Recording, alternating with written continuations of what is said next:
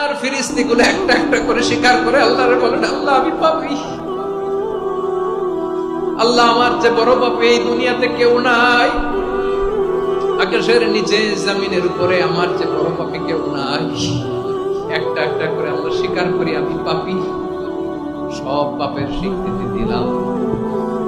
বিনা জানি তো জানি আমি কি পাপ করেছি, হায় আমার পাপের করলে বিচার, বাঁচার আমার না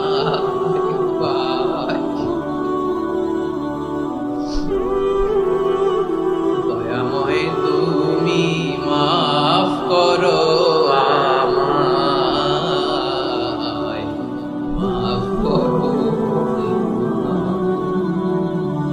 আল্লাহ তাআলা যদি দয়া করে আমাদেরকে মাফ না করে, আমাদের বাঁচার কোনো উপায় নাই।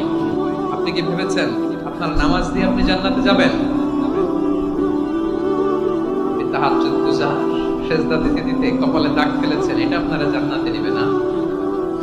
আপনি এলাকার সবচেয়ে বড় হাতেম তাই দানশীল, এই দানের ভরসায় বসে আছেন। আমাদের নামাজ, আমাদের রোজা, আমাদের ইবাদত, এগুলোকে মিজানের পাল্লায় উঠালে কোনো ওজনই হবে না। তবে আমাদের একটা কৌশল জানা আছে, আমরা আল্লাহর রহমতের ভিখারি। আমরা সেদিন আগেই গুনার স্বীকৃতি দিয়ে দেব। আমরা বলবো, আল্লাহ তুমি প্রশ্ন করার আগে তোমার একটা কথা বলি, আমারে কিছু জিজ্ঞেস করো না, আমি সব করেছি। এমন কোন পাপ নাই যে পাপ আমারে দিয়ে হয় নাই।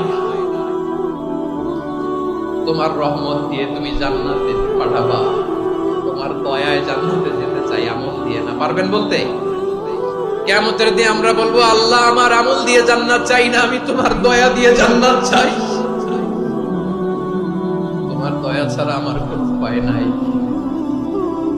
কারণ আল্লাহ যদি বিচার করে, বাঁচার কারো উপায় নাই। আল্লাহ যদি বলে ফেলেন তুই এটা করলি কেন, ওখানে গেলি কেন, কোরআনে 1000 বার নিষেধ করলাম তারপরেও এই পাপে জড়ালি কেন, এরকম প্রশ্ন ছুড়ে দিলে আমার উত্তর আছে? বাঁচার কোনো উপায় আছে? রোজ হাসরে হে আল্লাহ আমার করুণা বিচার।